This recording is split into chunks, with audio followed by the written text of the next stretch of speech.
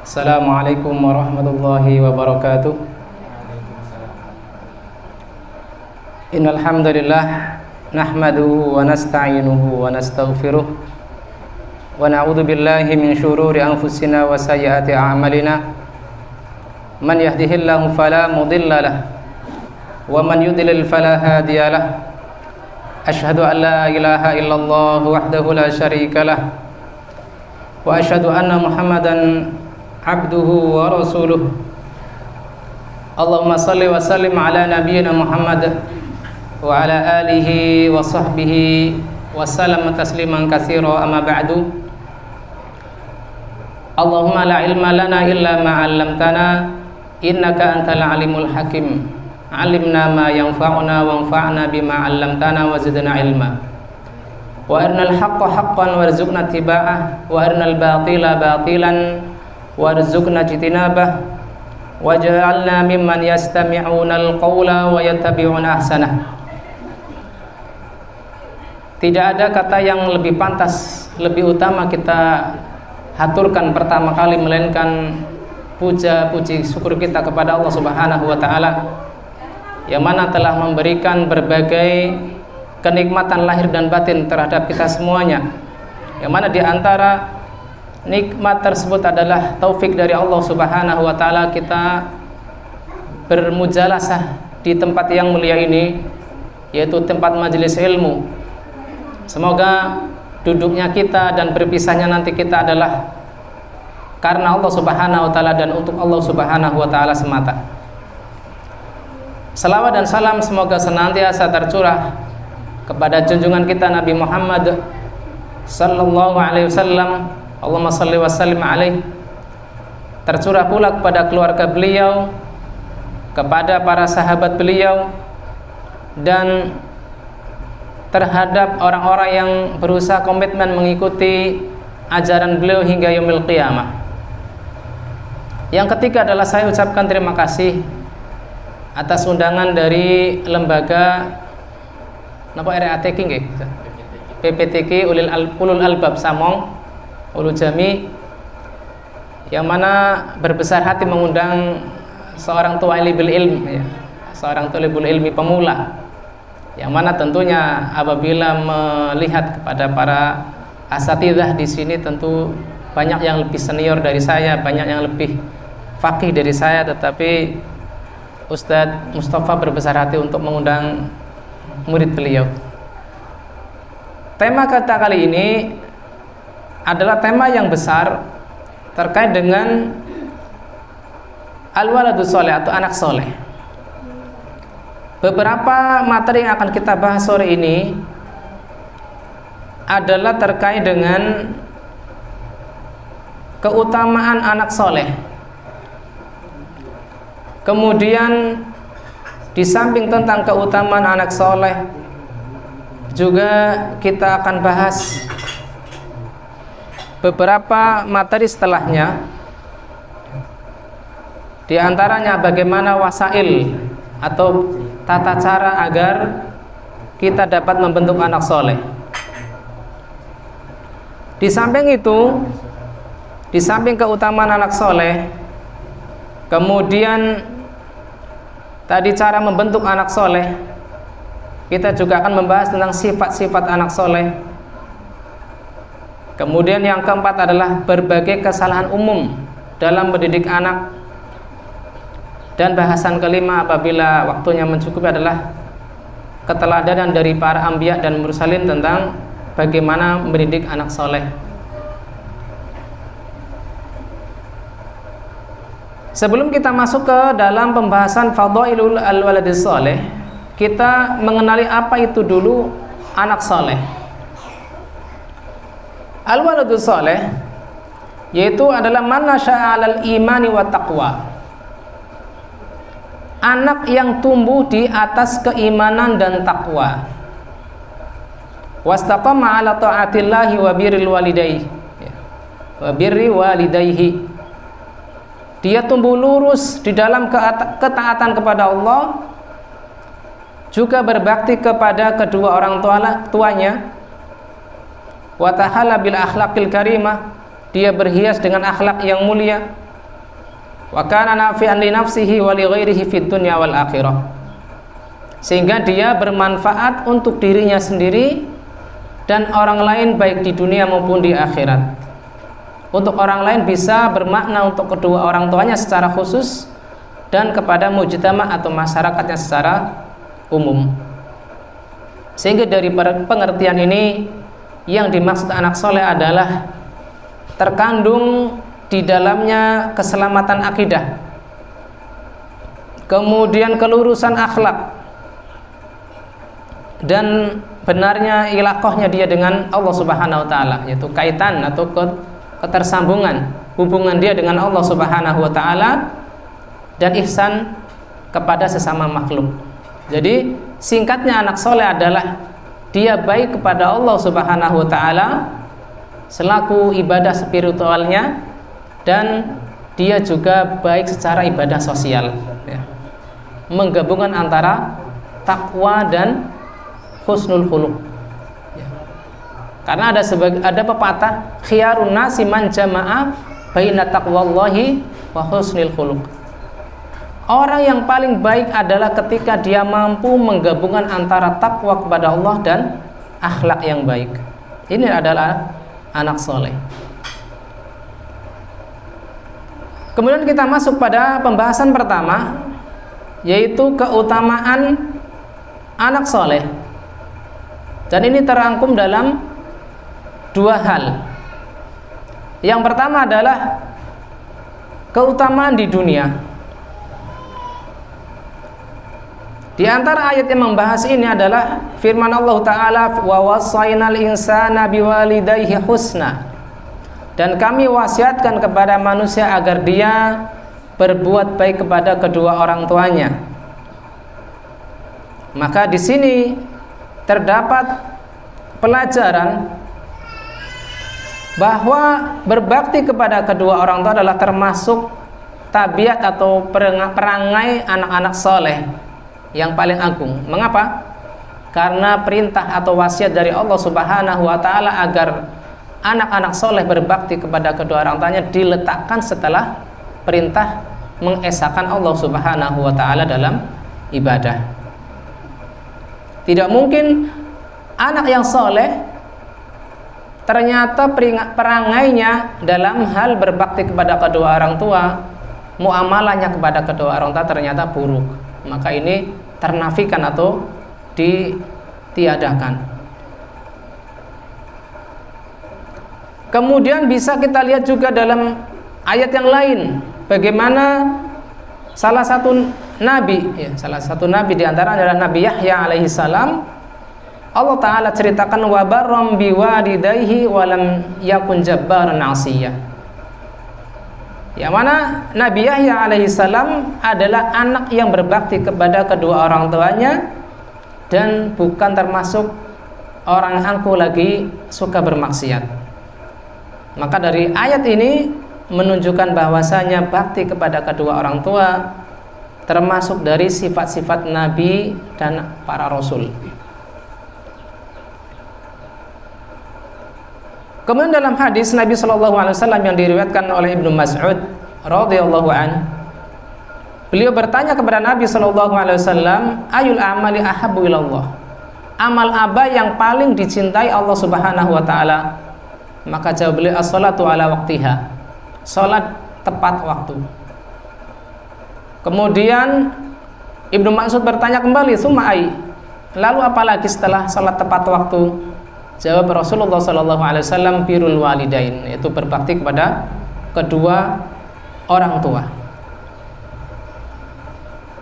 Maka di sini ketika anak yang soleh terdidik di dalam agama dan akhlak yang baik, akan menjadi unsur pembangunan di dalam masyarakat. Maka begitu pula ketika anak terlahir di atas fitrah, di luar fitrahnya yang baik, yaitu di dalam kerusakan akhlak dan akidah dan seterusnya, maka dia akan menjadi sebab kerusakan. Wa hadza mimma tadullu alaihi qawaidus syariah fi hifdzin nasl wad din wal aql. Maka kita tahu bahwasanya maqasidus syariah di dalam menjaga keturunan yang baik, kemudian menjaga agama dan akal yang baik adalah dalam rangka tercapainya pembangunan masyarakat, ya, pembangunan SDM masyarakat yang baik. Sehingga dari sini kita mengetahui bahwasanya pengaruh anak yang baik di dunia adalah bisa dirasakan secara khusus dengan baktinya mereka kepada kedua orang tuanya. Adapun secara umum adalah bisa membentuk terbangunnya sumber daya manusia di dalam masyarakat secara umum. Berbeda apabila anak tumbuh bukan di atas bimbingan syariat Islam, bukan di atas bimbingan akhlak-akhlak yang baik, maka tujuan terbentuknya negara, terbentuknya bangsa yang bermartabat itu akan sulit dicapai. Karena apa? Karena dari akhlak ataupun dari anak-anak yang tidak tumbuh di atas kesolihan. Adapun manfaat kedua adalah manfaat di akhirat. Sebagaimana kita tahu di dalam hadis Nabi SAW, idza mata ibnu Adam inqata'a 'amaluhu illa min salas. Apabila anak Adam meninggal, maka terputuslah darinya amalnya, yaitu pahala amalnya, kecuali dari 3 hal. Shadaqatun jariyah, dari sedekah yang terus mengalir manfaatnya, ilmu yuntafa'u bihi, atau ilmu yang dimanfaatkan, ilmu yang berguna, aw waladun shalih yad'u lah, ataupun anak soleh yang mendoakannya. Artinya apa? Manfaat dari anak soleh di akhirat adalah pahala orang tua itu tidak terputus. Sehingga masing-masing dari kita tentu baik tahu atau tidak tahu tentang pembahasan ini, dia akan mengharapkan anak-anak yang tumbuh dari keturunannya adalah anak-anak yang soleh. Begitupun doa Nabi Ibrahim alaihissalam yang potongannya adalah wa alhiqni bis solihin, gabungkanlah aku termasuk orang-orang yang soleh. Maka ini menunjukkan bahwasanya rufqatus solihin min a'dhami matalibil mu'minina fil akhirah, bahwasanya berteman dengan orang-orang yang soleh termasuk dari harapan terbesar dari orang-orang mukmin di akhirat. Maka bagaimana mereka dapat berkumpul dengan orang-orang soleh di akhirat apabila dia sendiri di dunia bukan termasuk orang-orang yang soleh. Sehingga sebelum kita masing-masing menghadap Allah Subhanahu wa ta'ala secara pribadi, maka hendaknya kita berusaha mensolehkan diri kita sendiri, lalu berusaha mensolehkan pula anak-anak kita. Bila ada pertanyaan, bukankah doa sesama kaum muslimin untuk mayit, untuk jenazah bisa bermanfaat bagi si mayit, dan tentunya disepakati oleh para ulama tentang sampainya? Lalu bagaimana dengan hadis tadi yang disebutkan idza mata ibnu Adam in qata'anhu 'amalu illa min salas? Maka jawabannya adalah yang pertama, bahwasanya doa dari siapapun kepada si mayit selama mayit itu adalah muslim, diterima keislamannya oleh Allah Subhanahu wa ta'ala, maka doanya akan bermanfaat bagi si jenazah. Sebagaimana kita bisa dilihat di dalam ayat ke-10 dari surat Al-Hasyr, walladzina ja'u min ba'dihim yaquluna rabbana ighfir lana wa li ikhwanina alladzina sabaquna bil iman. Dan orang-orang yang datang setelah mereka berdoa, rabbana ighfir lana, ya Allah ampunilah kami, wali ikhwanina alladzina sabaquna bil iman, dan kepada saudara-saudara kami yang telah terdahulu di dalam keimanan. Tentunya ini bukan terbatas dari anak kepada kedua orang tua juga, tetapi juga sesama kaum muslimin yang terlebih dahulu meninggal mendahului kita di dalam keimanan. Ini dalil umum bahwasanya doa antar sesama kaum muslimin secara umum adalah diterima oleh Allah Subhanahu wa ta'ala. Lalu secara fi'liyatul Rasul, ya, amaliyah Rasulullah SAW, maka beliau pun juga terbiasa mendoakan kaum muslimin yang telah wafat dari kalangan para sahabat Nabi, ya. Lalu mengapa dikatakan dalam ayat dalam hadis tersebut in idza mata ibnu adam in qata'anhu amalu illa min salas. Lalu di akhir hadis tersebut awwaladun saleh yad'u lahu. Maka di sini ada beberapa penjelasan. Yang pertama, karena anak adalah sebab utama, sebab utama yang paling diharapkan doanya dipanjatkan terus-menerus kepada si jenazah. Berbeda dengan orang lain. Nah, punten saya izin minum dulu. Saya udah serak-serak. Di mana saya? Oke, jazakallahu khairan. Ngapunten saya ngerepotin jenengan. Jazakallahu khairan. Bismillah.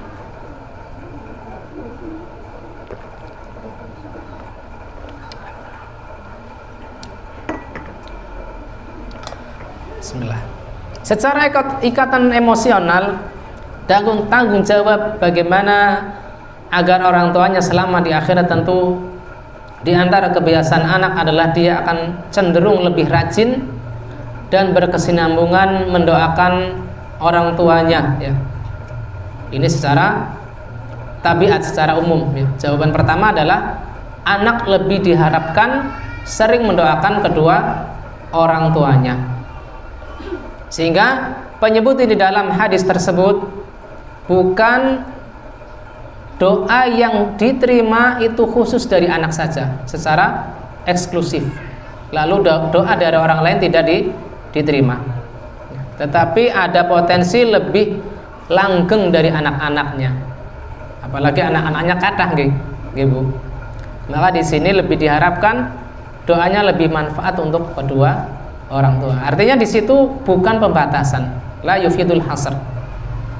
Al-Imam Nawawi dalam syarah Sahih Muslim beliau, kata beliau, wa khusal waladu salih bid-du'a li'annahu al-ghalib wal aghlab istimraru du'aihi liwalidayhi ya, atau liwalidihi. Dikhususkan anak di dalam doa, maka karena ini adalah hal yang sering dipanjatkan oleh orang-orang yang ditinggalkan oleh si jenazah atau si mayit, bahwasanya doa dari anak itu lebih sering dipanjatkan untuk si jenazah. Bi khilafi ghairihi, selain berbeda dengan selain anak. Kemudian yang kedua, jawaban kedua adalah karena amal si anak, baik dia niatkan atau tidak dia niatkan, akan menjadi amal jariah untuk orang tua. Masya Allah, ini adalah kabar gembira bagi kita semua.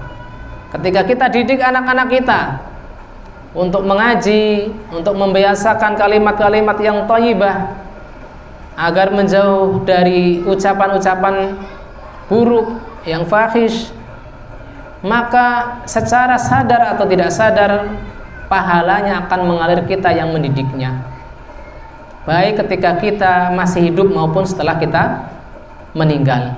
Masya Allah. Sehingga di dalam hadis tersebut ini ada kegembiraan bagi kita setelah kita paham bahwasanya hadis tersebut ternyata ada banyak manfaat. Yang pertama khusus dari doa anak-anak kepada kita, dan yang kedua adalah dari amal mereka, baik diniatkan untuk dua orang tua, semisal mengqadha puasa nadarnya ataupun membayar fidyah salat yang ditinggalkan, misalkan membayar fidyah puasa, maka di sini orang tua akan mendapatkan manfaatnya. Kemudian kita masuk pada pembahasan kedua, yaitu apa saja sifat anak-anak soleh. Sifat pertama dari anak yang soleh adalah al-istiqamatu 'alad din. Mereka lurus di dalam beragama. Artinya mereka adalah orang-orang yang taat kepada Allah Subhanahu wa taala dan Rasulnya. Allah Subhanahu wa taala berfirman, innal ladzina qalu rabbuna Allahu tsumma istaqamu. Sesungguhnya orang-orang yang berkata, Rabb kami adalah Allah, lalu mereka istiqamah, tatanazzalu alaihimul malaikatu alla takhafu wa la tahzanu. Akan turun kepada mereka malaikat yang akan menenangkan mereka ketika sakaratul maut. Maka ayat ini menjadi dalil bahwasanya istiqomah adalah sababul sabati wal busyra fid dunya wal akhirah. Bahwasanya istiqomah di dalam beragama menjadi sebab seseorang itu teguh di dalam beragama dan menjadi kabar gembira baik di dunia maupun di akhirat. Kemudian Luqman memerintahkan kepada anaknya, ya bunayya aqimis shalah, wahai anakku tegakkanlah salat. Ini menunjukkan bahwasanya istiqomah di dalam ketaatan kepada Allah adalah terkait dengan melaksanakan perintah Allah Subhanahu wa taala dan ibadah kepadanya. Sehingga sebagaimana tumbuhan la yasmuru illa idza sabatat judhuruhu wastaqama 'uduhu, fakadzalikal walad la yurja minhu al-khair illa idza taqama 'alad din. Sebagaimana tumbuhan tidak bisa diharapkan buah-buahannya kecuali apabila akarnya itu menghujam ke dalam yang bisa dia manfaatkan untuk menarik airnya, nutrisinya, sehingga di pepohonannya, di ranting-rantingnya akan menumbuhkan buah-buahan. Maka begitu pula anak-anak yang tumbuh dari kaum muslimin tidak bisa diharapkan kebaikan kecuali bila mereka hidup di atas keistiqomahan di dalam agama Islam. Ini sifat anak soleh yang pertama, yaitu istiqomah di dalam beragama. Artinya apa? Bukan sekedar mendoakan orang tua ketika mereka meninggal, tetapi bagaimana mereka menjaga salatnya, bagaimana mereka menjaga auratnya, bagaimana mereka menjaga pergaulannya agar tidak melanggar batasan-batasan agama dan seterusnya. Kemudian yang kedua, di antara sifat anak soleh adalah bakti kepada kedua orang tua. Yang tadi telah kita singgung di awal dari keutamaan anak soleh. Allah Subhanahu wa taala berfirman, wa qadha rabbuka alla ta'budu illa iyyahu wa bil walidaini ihsana. Allah Subhanahu wa taala telah menetapkan agar kalian tidak beribadah kecuali kepadanya semata, wa bil walidaini ihsana, dan kepada kedua orang tua hendaknya berbuat ihsan atau berbuat bakti. Di sini Allah Subhanahu wa taala mengaitkan antara hak Allah Subhanahu wa taala dalam tauhid dengan bakti kepada Allah bakti kepada kedua orang tua. Yang ini menunjukkan bahwasanya bakti kepada kedua orang tua adalah perkara yang agung. Perkara yang agung. Dekat dengan mentauhidkan Allah Subhanahu wa taala. Seseorang tidak dikatakan baik hanya semata-mata dari muamalahnya kepada Allah dalam tauhid, tetapi apabila akhlaknya kepada kedua orang tuanya buruk, maka hendaknya seseorang, terutama anak-anak kita ajarkan, kita perkenalkan di samping mereka menjaga sholatnya, bagaimana menutup auratnya dan seterusnya, maka kita ajari mereka juga bagaimana muamalah yang baik kepada sesama manusia, terutama kepada kedua orang tua. Kemudian sifat ketiga adalah hubbul ilmi wal amali saleh. Anak yang saleh di antara sifat mereka adalah mencintai ilmu dan amal saleh. Allah Subhanahu wa taala berfirman, wa ma yulaqqaha illa alladziina sabaru wa ma yulaqqaha illa dzu hadzin 'adzim. Tidaklah keberuntungan itu diperoleh kecuali bagi orang-orang yang sabar, dan tidaklah hal tersebut dapat diperoleh kecuali orang yang memiliki hadzin 'adzim, bagian yang agung. Jumhur mufassirin menafsirkan al-hadzul 'adzim adalah yadkhulu fihi al-ilmu wal 'amal salih. Bagian yang agung adalah masuk di dalamnya ilmu yang bermanfaat dan amal yang saleh.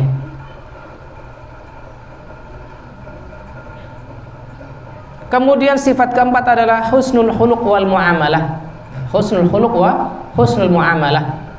Di samping anak yang saleh bakti kepada kedua orang tuanya, dia mencintai ilmu dan amal, dia juga hendaknya kita ajarkan agar berbuat ihsan kepada orang-orang selain dari kerabatnya. ya, memiliki sifat husnul khuluq. Kata Allah Subhanahu wa taala di dalam surat Al-Baqarah, wa qulu lin-nasi husna, katakanlah kepada manusia dengan perkataan yang baik. Ini menunjukkan perintah umum berbuat ihsan baik di dalam ucapan maupun dalam muamalah. Allah Subhanahu wa taala juga menyifati hamba-hamba Allah Subhanahu wa taala ibadur rahman, wa idza khatabahumul jahiluna qalu salama. Apabila orang-orang jahil berkata kepadanya dengan ucapan yang buruk, maka orang-orang yang menjadi hamba-hamba Allah Ta'ala hendaklah memberikan salam dan meninggalkannya. Artinya tidak meladeninya, bukan membalas dengan hal-hal buruk serupa. Nabi SAW juga mengatakan, inna habbakum ilayya wa aqrabakum minni majlisan yaumal qiyamah ahsanukum akhlaqa. Sesungguhnya orang yang paling aku cintai, yang paling dekat denganku, tempat duduknya di hari kiamat adalah orang yang paling baik akhlaknya. Hadis ini riwayat Tirmidzi. Beliau juga bersabda, ma min syai'in askhalu fil mizan min husnil khuluq. Tidak ada hal yang menjadi pemberat timbangan amal melebihi dari akhlak yang mulia. Maka sebagaimana minyak wangi tidaklah tersamar aromanya, fa inna husnul khuluq la yakhfa atharu fin nas, maka begitupun akhlak yang mulia, dia tidak akan tersamar dampak dan pengaruhnya bagi manusia. Walaupun mungkin secara ilmu tidak diterima, secara apalagi keilmuan mungkin amalnya dia kepada Allah tidak diketahui oleh manusia, tetapi akhlak itu tidak mungkin tersamar dari orang lain.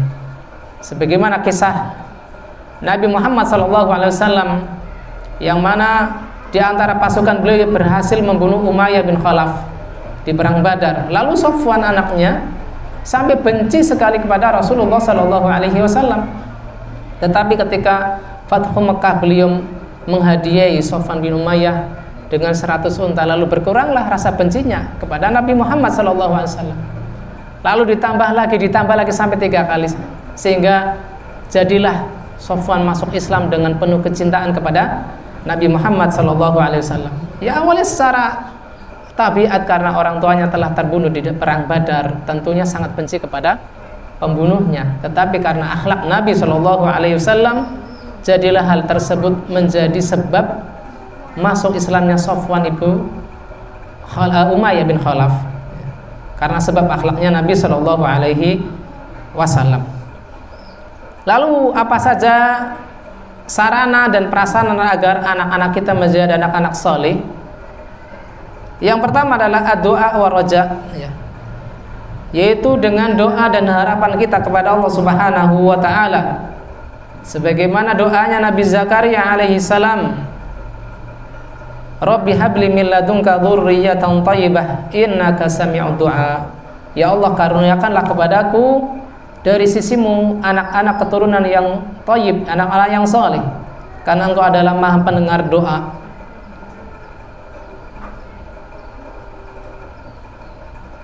Tentunya kita akan paham jelas ya bahwasanya bagaimana agar anak-anak kita menjadi saleh bukan sekedar kita mengambil sebab-sebab logis ya, dididik, disiplinkan bagaimana mereka biar tertib seperti harian ya, pada setiap pagi bangun subuh dan seterusnya. Tetapi juga kita mengambil jalur langit, yaitu kita melangitkan doa-doa kita kepada Allah Subhanahu wa taala. Jika 1 hari 2 hari mereka menolak perintah kita di dalam beramal soleh, maka jangan berputus asa. Masih ada doa yang bisa kita panjatkan di sujud-sujud kita kepada Allah Subhanahu wa taala. Terus jangan berhenti 1-2 hari lalu terputus ya. Kemudian yang kedua adalah husnu ikhtiyari zauj ya. Baik dalam memilih pasangan. Nah, tentunya ini bagi yang masih lajang ya, bagi ukhti maupun akhi-akhi ya. Bagi teman-teman yang belum menikah, maka hendaknya dia memilih pasangan yang soleh ya. Lalu bagaimana yang sudah terlanjur? tentunya kita usahakan agar pasangan-pasangan kita adalah menjadi pasangan yang soleh. Diajak taklim nggak mau Ustaz, ya berarti kita panjatkan doa seperti kita meminta anak-anak soleh. Maka begitu pula ketika kita meminta pasangan kita menjadi pasangan yang adalah dengan jalur doa juga.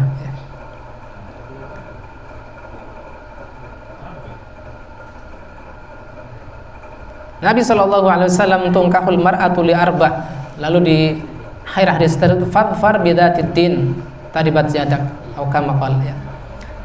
Wanita itu dinikahi karena 4 hal. Beliau menyebutkan karena kecantikannya, karena hartanya, karena keturunannya yang masyhur. Yang keempat adalah karena agamanya. Maka pilihlah yang memiliki agama, maka engkau akan beruntung.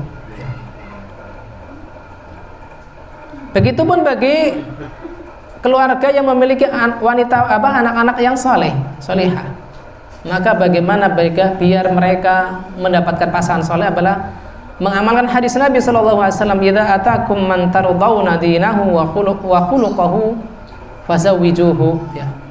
Apabila datang kepada kalian orang yang kalian ridhoi agama dan akhlaknya. Ini dibedakan oleh Nabi SAW, man tardawna dinahu wa khuluquhu, artinya dia tidak sekedar pintar agama, bagus muamalahnya kepada Allah Subhanahu wa taala dalam ketakwaan, tetapi terlihat dalam akhlaknya, maka nikahkanlah dia dengan anak kalian. Hadis riwayat Tirmidzi dan beliau menghasankannya. Kemudian yang ketiga, bagaimana agar anak kita menjadi anak yang saleh adalah at-tarbiyatul imaniyah mundu shighar. Kita mendidik mereka di atas keimanan sejak kecil. Semisal mengenalkan nikmat-nikmat yang mereka rasakan datangnya dari siapa. Maka apabila mereka tidak tahu atau jawaban mereka ngasal, maka kita perkenalkan bahwasanya ini adalah nikmat semuanya datang dari Allah Subhanahu wa taala. Kita kenalkan mereka kepada rukun iman, dan tentunya bukan sehari 2 hari, sepekan 2 pekan atau sebulan 2 bulan. Itu adalah pengajaran yang akan terus menjadi tanggung jawab kita sepanjang hayat.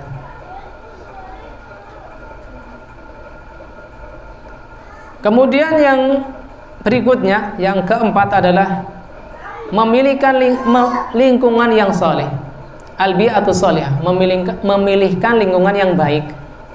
Artinya biar anak-anak kita tumbuh di atas kesolihan, maka kita pilihkan lingkungan yang baik. Di antara memilih lingkungan yang baik adalah memilihkan sekolah untuk mereka, sekolah yang anak-anaknya tumbuh di atas kesolihan ya.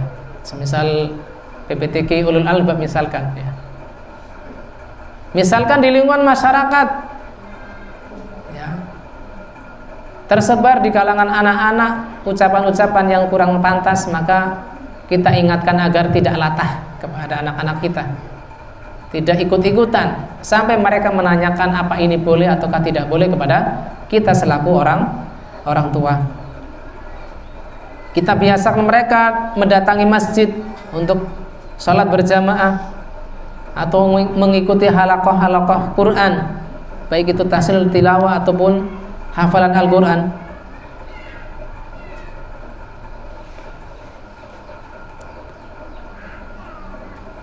Kemudian yang kelima, di antara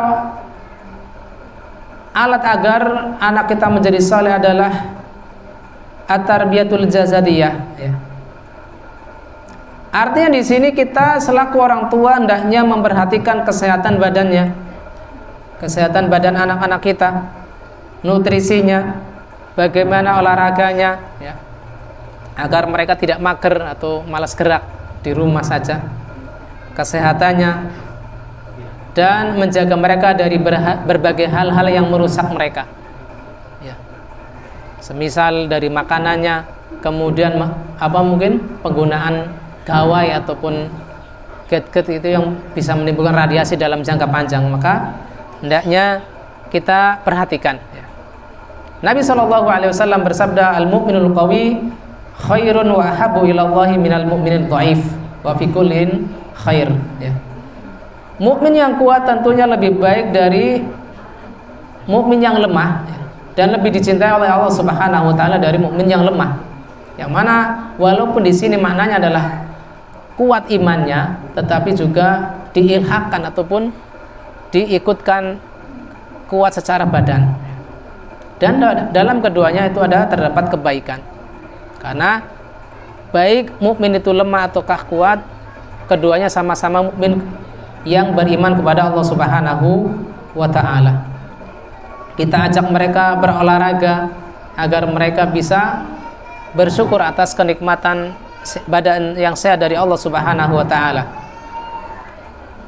Kemudian yang keenam, wasail agar anak-anak kita menjadi anak-anak yang saleh adalah at-tarbiyatul fikriyah wal aqliyah. Artinya kita selaku orang tua mengembangkan bagaimana pola pikir mereka, pemahaman mereka, mengajari mereka membaca, menelaah, berbicara. Dan ini yang kadang-kadang muskilah pada zaman ini, ketika kita sibuk dengan gawai kita, komunikasi kita dengan anak-anak berkurang. Sehingga hendaknya ketika kita menginginkan anak-anak kita menjadi anak-anak yang soleh, hendaknya kita buka pintu komunikasi dengan anak-anak. Jangan biarkan mereka asik dengan teman-teman sebaya, sehingga kita tidak dapat menyaring mana yang baik kepada anak-anak kita, mana yang buruk, sehingga mereka serap semuanya. Kenapa? Karena apabila di rumah semuanya sibuk dengan alat-alat elektroniknya, baik TV-nya maupun HP-nya dan seterusnya. Apabila mereka lebih suka main, maka ajaklah mereka untuk belajar. Karena di sini di dalam Al-Quran banyak sekali ayat-ayat agar kita berpikir. Misal di dalam surat Ar-Rum, awalam yatafakkaru fi anfusihim, tidaklah mereka berpikir tentang diri mereka sendiri. Banyak sekali ayat-ayat yang demikian. Inna fi dzalika la ayatin liqaumi yatafakkarun. Sesungguhnya yang demikian itu terdapat tanda-tanda bagi orang-orang yang mau berpikir dan lain sebagainya. Sehingga kita tidak hanya mengajarkan anak-anak kita pembiasaan dalam ibadah, tetapi kita juga hendaknya mengembangkan pola pikir mereka agar proses berpikir mereka menjadi berkembang. Kemudian yang ketujuh juga kita ajarkan mereka tentang akhlak, ya. Akhlak yang baik kepada mereka. Mana yang lebih mereka sukai dari berbagai idola. Kita kenalkan para sahabat Nabi. Kita kenalkan nama-nama mereka, sehingga apa yang mereka kenal bukan lebih mengenal tokoh-tokoh idola dari media-media hiburan. Kemudian termasuk dari tarbiyah nafsiyah adalah agar kita tunjukkan rasa kasih sayang kita kepada anak-anak. Semisal mengungkapkannya dengan kata-kata, yang mana kadang-kadang karena di dalam sebuah keluarga itu tidak pernah terdengar ucapan salam, sampai anak masuk rumah pun malu untuk mengucapkan salam, ya, karena tidak ada pembiasaan dari orang tuanya. Kita ungkapkan rasa sayang kita kepada mereka, jangan malu, jangan malu gitu kan. Tetapi kita ungkapkan, nah, saya sayang kamu, saya peduli sama kamu, dan seterusnya. Sehingga mereka tidak mengharapkan kasih sayang itu dari luar lingkungan rumah, ya. Diriwayatkan dalam sebuah asar dalam hadis Nabi Sallallahu Alaihi Wasallam bahwasanya ada sebagian sahabat yang tidak pernah mencium anaknya, sampai ketika Rasulullah Sallallahu Alaihi Wasallam mencium cucu beliau, dia pun merasa aneh. Maka kata Nabi Sallallahu Alaihi Wasallam, la yarham la yurham. Siapa yang tidak menyayangi maka dia tidak akan disayang. Apabila orang tua tidak menunjukkan rasa kasih sayangnya kepada anak-anaknya, walaupun dia tidak berbuat kasar, tapi pelit dalam menyampaikan ungkapan sayangnya, tentu anaknya pun akan malu mengungkapkan sayangnya kepada orang tua. Kemudian yang kedelapan adalah at-tarbiyatul ijtimaiyah wa sulukiyah, ya. Kita ajari mereka bagaimana bermasyarakat yang baik, ya. Karena kadang-kadang karena masyarakat kita kurang baik, maka kadang-kadang kita membatasi mereka dari pergaulan. Maka kita kenalkan bagaimana masyarakat yang heterogen, ada yang baiknya, ada yang kurang baiknya, maka kita ajari bagaimana kita bermuamalah kepada mereka. Bukan hal yang buruk lalu kita balas pula dengan keburukan, tetapi kita bagaimana menyikapi mereka dengan baik. Kita ajari mereka agar tidak berbuat sombong, ya. Sebagaimana pesan Luqman kepada anaknya, wala tusa'ir khaddaka linnas waqsid fi masyika waghdud min sautik. Jangan berbuat angkuh kepada manusia, sederhanalah di dalam berjalan, ya. Kemudian waghdud min sautik, dan jangan suka berteriak-teriak di dalam meninggikan suara kepada orang lain. Nabi SAW juga bersabda, laisa minna man lam yarham saghirana wa lam yuwaqqir kabirana. Bukanlah termasuk dari golongan kami orang yang tidak menyayangi yang lebih muda dan menghormati yang lebih tua. Kita ajari anak-anak kita, bila mereka punya adik, kita ajarkan mereka agar yang besar mengayomi yang kecil pun menghormati yang tua atau yang lebih besar, agar tidak timbul prasangka kalau yang kecil itu senantiasa dibela orang tuanya, maka dia bebas berbuat salah. Nanti juga dibela sama Abi, nanti juga dibela sama Umi, dan seterusnya. Tetapi kita hendaknya mengenalkan bagaimana muamalah demikian. Yang besar mengayomi yang kecil pun menghormati yang besar. Kita kenalkan mana yang hak, mana yang batil, sehingga tidak tersimpan pola pikir demikian, yaitu kalau saya salah juga nanti dibela sama Abi sama Umi. Yang mana dalam 8 hal ini terkandung atau tercakup dalam firman Allah Subhanahu wa taala, ya ayyuhalladzina amanu qu anfusakum wa ahlikum nar. Wahai orang-orang yang beriman, jagalah diri kalian dan keluarga kalian dari api neraka. Artinya pada 8 hal ini terkandung atau tersimpan dalam pesan Allah Subhanahu wa taala, perintah Allah Subhanahu wa taala agar kita menjaga diri kita dan keluarga kita dari api neraka. Lalu apa saja kesalahan-kesalahan terkait dengan pendidikan anak? Yang pertama adalah al-ifrat, yaitu al-ifrat adalah asyiddatu awaz zahid, terlalu kenceng, terlalu syiddah. Misalkan kita tidak membiarkan anak-anak kita bermain sedikit pun, maka ini pun salah. Kita seperti main layang-layang ketika kita kecil dulu, ya. Ada saatnya menarik, ada saatnya melepas tali, ya, biar tetap terbang layang-layang. Kalau ditarik terus tentu juntel, ya, layangan tersebut. Kalau dilepas terus ya tentunya ke bawah angin. Maka begitu pula seni mendidik anak hendaknya kadang keras, kadang lembut. Kemudian tafrid, ya, yaitu al-ihmal, terlalu lalai, terlalu longgar dalam mendidik anak. Ini pun termasuk bagian dari kesalahan dalam mendidik anak.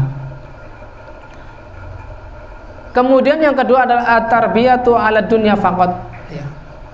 Di antara pola pikir yang keliru dalam mendidik anak adalah hanya memfokuskan dalam pendidikan dunia. Misalkan anak dibela-belain bimbel bahasa asing agar mereka bisa kerja yang layak kelak di waktu mereka sudah dewasa. Tetapi dalam hal agama pinginnya yang gratisan. Ini adalah pola pikir yang keliru, ya. Maka mereka akan tumbuh di kelak dewasa adalah menjadi orang-orang yang hanya mengenal kehidupan dunia saja, sehingga tidak mementingkan kehidupan akhirat. Seakan-akan kalau kehidupan akhirat itu terkesan hal-hal yang tertinggal. Kemudian pola pikir yang keliru juga di dalam pendidikan anak adalah lupa mendoakan anak dan lupa bertawakal kepada Allah Subhanahu wa taala. Ketika kita lebih fokus pada pendidikan secara langsung, ya memerintah, melarang, tetapi kita lupa mendoakan mereka agar baik, ya. Allah Subhanahu wa taala arahkan mereka menjadi anak-anak yang diberikan taufik di dalam kebaikan. Kemudian yang keempat, di antara pola asuhan yang keliru adalah ketidaksesuaian antara ucapan dan perbuatan orang tua. Orang tua menyuruh agar anak-anak tidak terlalu banyak bermain gawai, ternyata orang tua justru memberi contoh yang buruk. Setelah sholat subuh bukannya membaca Al-Quran, malah tidur lagi. Maka anak-anak secara tidak langsung akan mencontoh pola perilaku orang tua. Hendaknya maka dari sini kita hendaknya introspeksi diri, ya, mawas diri. Sudah sejauh mana kita sesuai antara ucapan kita dengan keteladanan kita kepada anak-anak. Mungkin ini saja yang bisa kita bawakan 4 pembahasan tentang keutamaan anak-anak yang soleh. Kemudian yang kedua apa tadi? Tentang sifat anak yang soleh. Yang ketiga apa? Cara membentuk anak yang soleh. Dan yang keempat adalah kesalahan umum dalam mendidik anak. Adapun pembahasan setelahnya yaitu keteladanan anak-anak soleh di dalam kehidupan para nabi dan rasul, kemudian dampaknya, maka insya Allah dibahas di waktu yang lain karena waktunya sudah cukup sore, sudah jam 17 lebih, maka kita cukupkan saja sampai di sini. Wassallallahu ala nabiyina Muhammadin wa ala alihi washabihi wasallam wa akhiru da'wana alhamdulillahirabbil alamin. Ada tanya jawab apa? Ada. Oke. Silakan bagi ibu-ibu yang ada diskusi mau menanyakan perihal satu tema, maka saya persilakan sebelum majelis kita tutup sore ini.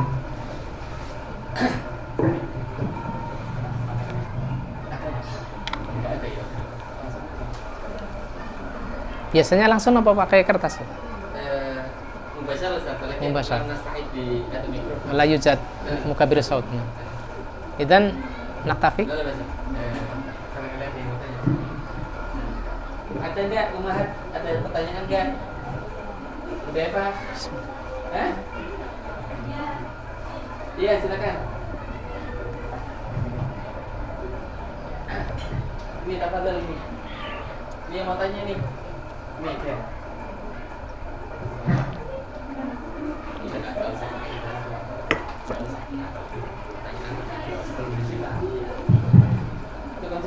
Assalamualaikum warahmatullahi wabarakatuh. Waalaikumsalam warahmatullahi wabarakatuh. Mau tanya Pak Ustaz, mengenai dalam pengajaran anak, dalam tipe anak tersebut mempunyai karakter yang hiperaktif, itu bagaimana ya cara penanganannya? Terima kasih. Assalamualaikum warahmatullahi wabarakatuh. Waalaikumsalam warahmatullahi wabarakatuh. Mic-nya masih di situ, Bu. Sekalian. Barangkali ada pertanyaan.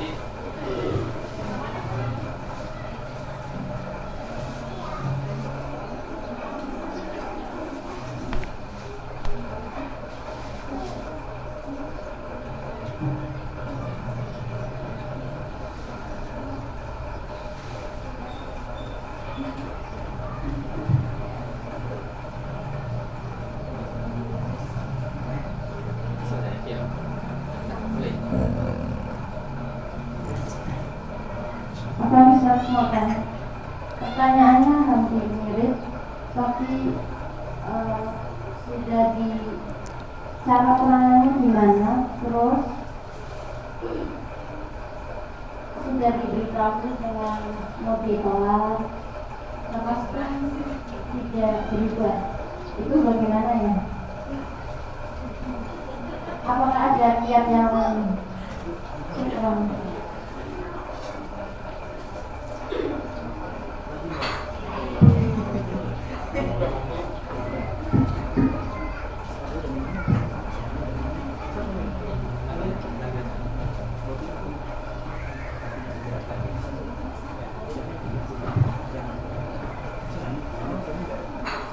Sabar ya.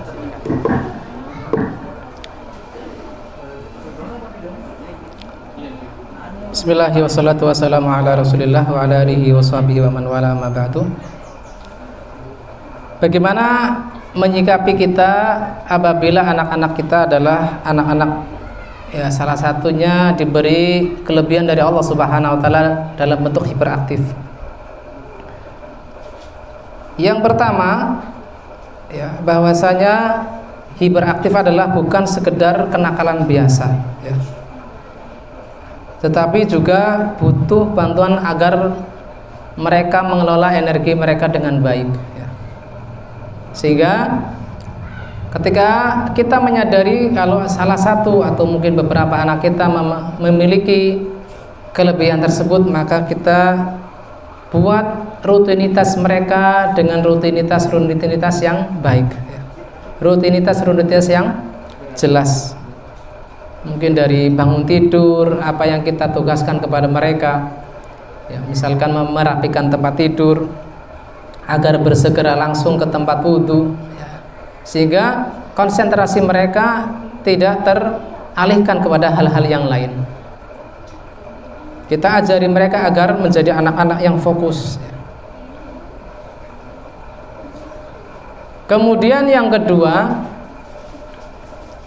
adalah kita sedikit demi sedikit menyingkirkan mereka dari mainan, apa yang mereka sukai, dari hal-hal yang membuat mereka interest dalam permainan, entah itu misalnya Lego misalkan, atau TV, ataukah HP dan seterusnya. Walaupun ini tidak dihilangkan secara sekaligus, kita kurangi sedikit demi sedikit.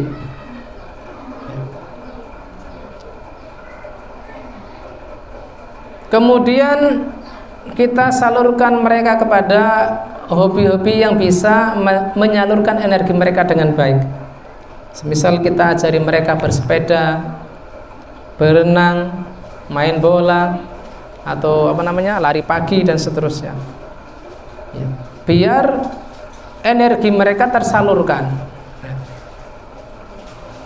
Kemudian kita beri sistem reward dan punishment. Apabila mereka dapat mengerjakan tugas-tugas mereka dengan baik sesuai arahan kita, maka kita berikan reward atau hadiah. Begitu juga sebaliknya, bila mereka ternyata tidak fokus, terlalu fokus dengan mainan-mainan mereka, maka ketika tugas yang kita berikan kepada mereka, misalkan merapikan tempat tidur, menyiapkan alat-alat sekolah sebelum berangkat, sarapan tepat waktu, maka kita berikan punishment atau hukuman. Tentunya hukuman ini bukan identik dengan pukulan, tetapi bisa kita berikan hukuman dalam bentuk tidak diberikan uang jajan, misalkan tidak dipinjami HP ketika waktunya mereka menggunakan HP dan seterusnya. Kemudian hendaknya kita juga waspada dari membentak ataupun memberikan hukuman dengan kekerasan di luar batas pemahaman mereka, karena ini bisa memberikan efek negatif kepada anak-anak. Tetapi berikan hukuman dengan tenang dan ketegasan, artinya mereka tidak tertekan nantinya, walaupun diberikan perintah, dilarang, tetapi apabila kita memberikan perintah dan larangan tersebut dengan kekerasan, maka khawatir ketika tidak bersama kita, ketika mereka nanti ngekos setelah SMA mungkin ataukah kuliah, seakan-akan mereka terbebas dari penjara, bebas sebebas-bebasnya, atau mungkin hidup di lingkungan pondok ya, ketika jauh dari kedua orang tuanya, maka pola pikir ini tidak membangun kesadaran, sehingga hendaknya kita mengajak komunikasi anak-anak kita agar terbangun kesadaran dari pembiasan tersebut ya. Kita biasakan mereka bangun tepat waktu ketika subuh. Kita ajari bahwasanya ini adalah menjadi kewajiban mereka kepada Allah Ta'ala, ada atau tanpa kita di sisi-sisi mereka, sehingga ini akan menjadikan kesadaran mereka tumbuh. Berbeda dengan orang yang hanya sekedar nyuruh, ketika orang tua sakit mungkin mereka tidak peduli dengan sholat, tidak peduli dengan mandi mungkin, naudzubillah. Sehingga dari sini kita paham bahwasanya ketika anak-anak hiperaktif, kita jangan langsung ngedon ya, karena kok anak-anak saya seperti ini. Kemudian tips berikutnya yang saya tahu ya, wallahu alam bisawab, bahwasanya hiperaktif itu terkait juga dengan pola makan. Yang ketika anak itu terbiasa atau mungkin berlebihan dalam mengkonsumsi bahan-bahan yang bersifat tepung. Ya, semisal banyak ya yang sifatnya tepung-tepungan. Bahan-bahan olahan itu sangat rentan menimbulkan anak-anak hiperaktif. Yang berbeda dengan saya dulu ketika kecil makannya pohon, pisang ya. Sehingga ya jadi anak-anak yang anteng ya. Maka saat ini karena banyak makanan-makanan olahan, hendaknya kita pantau dengan ketat. Bukan berarti tidak boleh sama sekali, bukan, tetapi kita atur, jangan sampai berlebihan kepada mereka. Dan tentunya yang terakhir adalah kita konsultasikan dengan ahli apabila kita punya dana lebih ya, karena memang hiperaktif ini adalah kelainan yang sifatnya adalah butuh penanganan ahlinya. Ada yang istilahnya ADHD, disleksia dan seterusnya ya. Itu kedokteran tentunya lebih paham dengan istilah tersebut, sehingga apabila kita diberikan rezeki lebih oleh Allah Subhanahu wa taala, kita bisa konsultasikan agar dapat solusi yang lebih tepat. Tetapi secara umum adalah apa yang saya sebutkan barusan. Wallahu taala alam. Kemudian yang kedua, pertanyaan kedua, apabila anak kita sudah diberikan nasihat secara persuasif ternyata belum juga ada tanda-tanda perbaikan, maka hal yang pertama kita lakukan adalah kita evaluasi bagaimana nasihat kita. Barangkali nasihat kita terlalu panjang atau terlalu sering sehingga mereka jemu ya, maka hendaknya kita kurangi ya. Cukup mereka paham, ya udah kita tinggalkan. Karena berbeda dengan kita ya, dunia anak-anak itu konsentrasinya jauh lebih sedikit ya, panjangnya konsentrasi jauh lebih sedikit dibanding orang-orang yang lebih tua. Ataupun gayanya mungkin terlalu kasar ya, terlalu keras, maka sedikit diperlembut. Kemudian hal kedua adalah terapkan konsekuensi dengan konsekuen. Apabila kita katakan kamu nggak boleh pegang HP, ternyata dirayu sedikit sama anak ternyata boleh, maka ini berarti abi saya emang nggak tegas dalam memberikan aturan gitu kan. Sehingga apabila kita bilang nggak boleh, ya nggak boleh. Kalau kita menjanjikan reward, ya tentunya kita harus konsekuen juga. Misalkan anak sudah mencapai target hafalan apa gitu, juz 30, juz 29, kita bilang mau belikan sesuatu, ya harus konsekuen. Jangan bilangnya iya ternyata kita beralasan biar hadiah tersebut tidak disampaikan ke anak-anak, sehingga mereka akan bersemangat dalam kebaikan. Jangan sampai tertanam pola pikir saya kalau salah bapak atau ibu kenceng, tetapi kalau saya berbuat baik ternyata nggak dapat penghargaan, nggak dapat apresiasi. Maka mereka juga akan mengambil atau mencari perhatian orang tua dengan perbuatan yang dalam tanda kutip keliru. Karena apa? Ketika mereka berbuat baik ternyata tidak ada harganya di hadapan orang tua. Sehingga hendaknya kita adalah komitmen dengan reward dan punishment tadi. Reward dalam memberikan hadiah bila mereka berbuat baik, punishment apabila mereka melanggar. Wallahu ta'ala alam bisawab. Mungkin itu yang bisa saya sampaikan agar mereka. Satu lagi, jangan kita lupakan doa kita kepada Allah Subhanahu wa taala. Karena Allah Subhanahu wa taala adalah zat yang maha membolak-balikan hati manusia. Sehingga kita jangan sampai mengenyampingkan doa kita kepada Allah Subhanahu wa taala agar anak-anak kita menjadi anak-anak yang saleh, penurut, ya, bersikap baik di hadapan kita ataukah di luar kita. Wallahu taala alam bisawab. Mungkin demikian yang bisa saya sampaikan. Cukup dengan 2 pertanyaan saja karena kita sudah melewati batas waktu yang dijadwalkan. Saya ucapkan jazakumullah khairan atas perhatian antum dalam menyimak kajian ini. Semoga bermanfaat bagi saya yang menyampaikan dan antumnya semua yang menyimaknya. Kurang lebih mohon maaf, billahi taufiq wal hidayah. Walakum minkum. Subhanakallahumma wa bihamdik asyhadu an la ilaha illa anta astaghfiruka wa atubu ilaik. Assalamualaikum warahmatullahi wabarakatuh.